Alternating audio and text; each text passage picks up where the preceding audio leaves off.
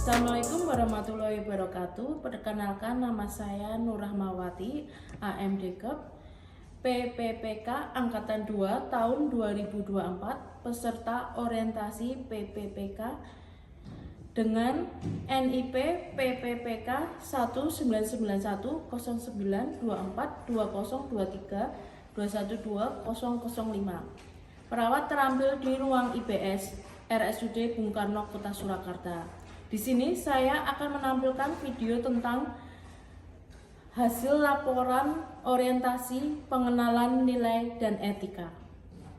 Subhanahu yang kita bisa mengukur pada acara sebenarnya hasil laporan orientasi pengenalan nilai dan etika pada instansi pemerintah bagi P3K di lingkungan pemerintah Kota Surakarta. Pada yang terhormat Dr. Niken Yuliani Untari MKM selaku rektor pada siang hari ini, dan perkenalkan nama saya Kristiana Sari sebagai moderator pada siang hari ini. Langsung saja kepada Saudari Nur Rahmawati AMDKEP untuk melakukan seminar hasil laporannya. Waktu dan tempat kami persilakan. Assalamualaikum warahmatullahi wabarakatuh. Selamat siang. Yang terhormat Dr. Niken Yuliani Untari selaku mentor dan teman-teman angkatan yang sudah bersedia meluangkan waktu. Perkenalkan, nama saya Nur Rahmawati akan mempresentasikan optimalisasi pemantauan suhu dan kelembapan dengan form monitoring di ruang operasi RSUD Bung Karno, Kota Surakarta. Latar belakang, pemerintah Kota Surakarta selaku organisasi pemerintah kota yang membuka rekrutmen P3K juga memiliki kewajiban melakukan orientasi. RSUD Bung Karno sebagai salah satu lembaga daerah di lingkungan pemerintah Kota Surakarta. Dalam Undang-Undang RI No. 44 Tahun 2009 tentang rumah sakit dijelaskan bahwa penyelenggaraan rumah sakit bertujuan memberikan perlindungan terhadap keselamatan pasien atau pasien safety. Maksud dan tujuan, peserta mampu memahami program orientasi dan tujuannya memahami, mengenalkan nilai dan etika pada instansi pemerintah. Pelaksanaan waktunya tanggal 3 sampai 9 Oktober 2024 bertempat di RSUD Bung Karno, Kota Surakarta. Nilai dan etika pemerintah. Visi Kota Surakarta mewujudkan Surakarta sebagai kota budaya yang modern, tangguh, gesit, kreatif, dan sejahtera. Misinya meningkatkan kualitas kesehatan masyarakat yang berkelanjutan, memperkuat pertumbuhan ekonomi yang adaptif dan berkelanjutan, mewujudkan tata ruang dan infrastruktur kota yang mendukung kemajuan kebudayaan dan pariwisata berkelanjutan, meningkatkan kualitas dan daya saing pemuda dan masyarakat umum di bidang pendidikan, ekonomi, seni budaya, dan olahraga. 5. Mengembangkan tata kelola pemerintahan dan pelayanan publik yang gesit dan kolaboratif berlandaskan semangat gotong royong dan kebinekaan, mewujudkan kemakmuran dan kesejahteraan bersama warga kota yang berkeadilan dan inklusif. Dan yang ketujuh, mewujudkan kondusivitas daerah dan kerukunan antar umat beragama dalam tata kehidupan bermasyarakat yang saling menghormati. Berikut struktur organisasi tata kerja pemerintah Kota Surakarta.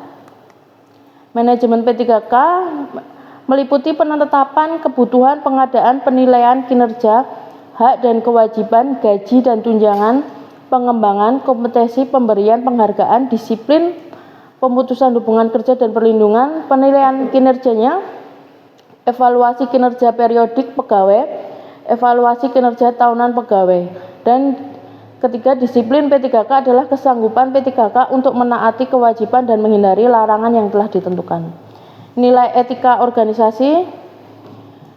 Visi mewujudkan Dinas Kesehatan Kota Surakarta yang ikhlas dalam memberikan pelayanan prima. Misi memberikan pelayanan prima yang berorientasi pada kesesuaian peraturan perundangan yang berlaku, keterbukaan informasi dan kejelasan. Yang kedua, meningkatkan kualitas SDM aparatur secara periodik dan berkelanjutan. 3. Mengembangkan sarana dan prasarana serta memutakhiran teknologi informasi. Tujuan umumnya terwujud masyarakat yang sehat dan tangguh secara meningkatnya kualitas pembangunan kesehatan masyarakat. Tujuan khusus meningkatnya kualitas pembangunan kesehatan masyarakat dan program strategis Dinas Kesehatan Surakarta yaitu penyusunan strategi komunikasi perubahan perilaku untuk mencapai zero stunting. Berikut SOTK Dinas Kesehatan Surakarta.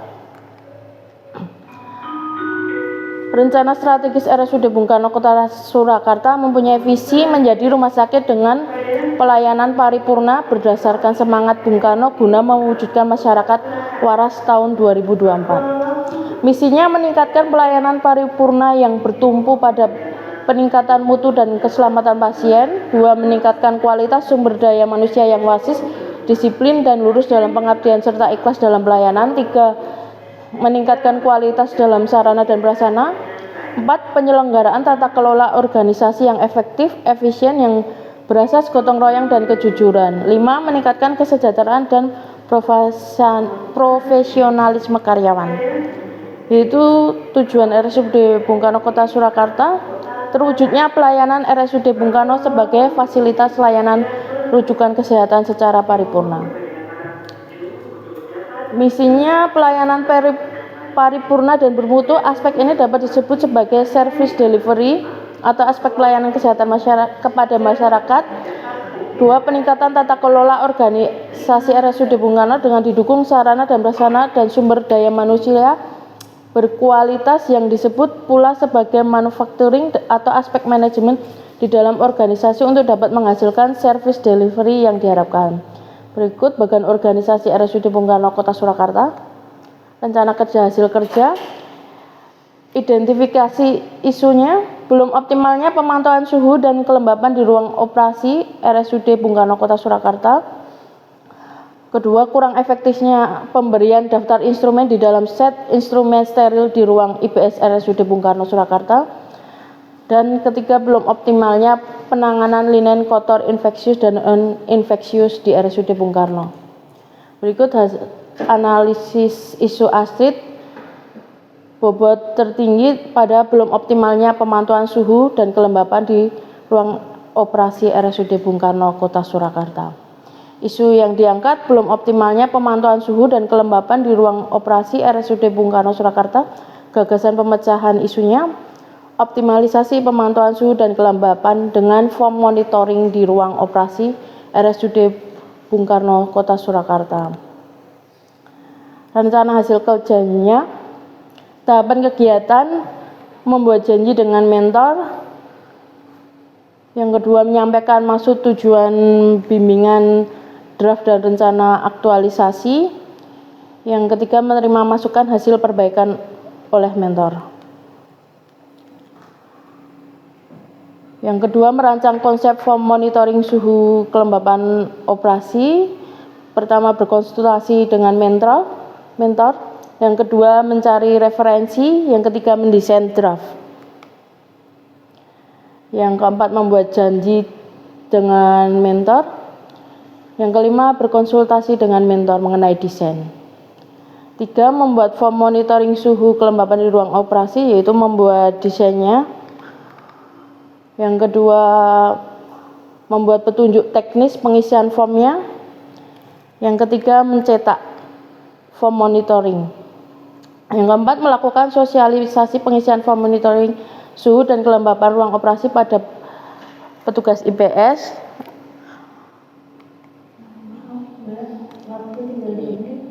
Dan mendukung dan membuat dokumen sosialisasi disebarkan kepada petugas IPS. Berikut foto saat sosialisasi. Ini saat menempatkan form monitoring dan koordinasi dan melakukan pengisian form monitoring.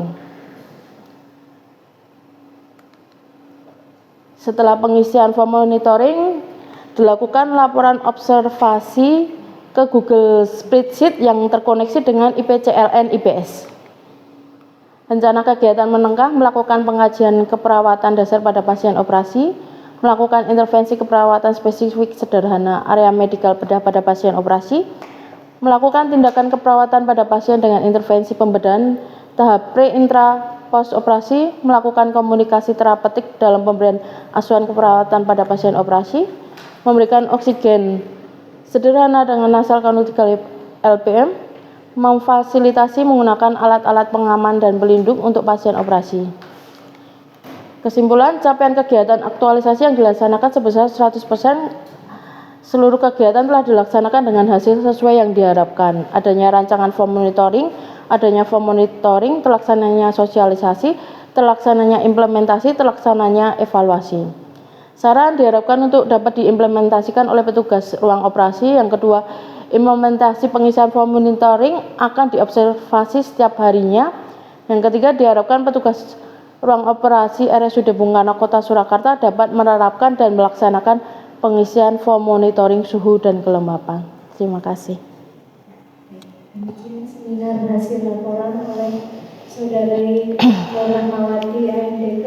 Kemudian selanjutnya kepada Dr. Yuliani Utari MKM selaku mentor untuk memberikan dukungan kepada peserta. Terima kasih. Baik, terima kasih. Ya, Mbak Nur. Iya, Dok. Nur Rahmawati. Selamat ya. Siap. Sudah sampai ke titik akhir daripada orientasi ini, sudah menyampaikan rencana kegiatannya, kemudian menjelaskan secara rinci hasil dari rencana kegiatan tersebut. Bagus sekali itu sudah terhubung dengan IPCLN. ya? Iya, langsung Ya, diteruskan. Siap. Komunikasi terus dengan Bu Mut supaya itu bisa dipakai unit yang lain juga, gitu ya. Karena itu salah satu indikator SPM kita yang memang kita harus kejar untuk keselamatan pasien. Dengan cara seperti itu kita lebih mudah untuk melakukan. Itu saya ucapkan selamat. Terima kasih, Dok. Selamat untuk kedepannya jauh lebih baik lagi. Siap. Ya. Terima kasih kepada Dr. Niken atas dukungan yang diberikan kepada peserta. Selanjutnya adalah sesi tanya jawab. Mungkin ada teman-teman yang ingin bertanya. Iya. Bertanya, bagaimana tindak lanjut dari form monitoring yang telah diisi selama 1 bulan? Tindak lanjutnya yang telah terisi tadi akan dilaporkan atau dikumpulkan ke IPCLN IBS, yaitu langsung ke PPE-nya. Makanya tadi spreadsheet-nya terkoneksi dengan IPCLN. Terima kasih. Berapa standar suhu normal di IBS?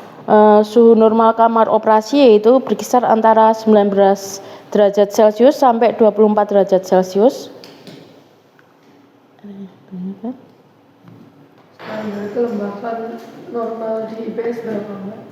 Untuk standar normal kelembapan kamar operasi normalnya berkisar antara 45% sampai 60%. Sudah? Yang mana? Ya, demikian seminar hasil laporan oleh Saudari Nur Rahmawati AMDK. Saya sebagai moderator, mohon maaf jika ada salah kata dan ucapan. Assalamualaikum warahmatullahi wabarakatuh. Waalaikumsalam.